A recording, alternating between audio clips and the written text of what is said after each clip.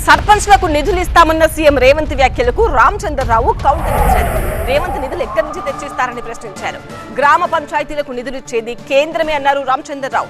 కేంద్రం ఇచ్చే నిధులనే సీఎం సర్పంచ్లకు ఇస్తామంటున్నారన్నారు రామచంద్రరావు.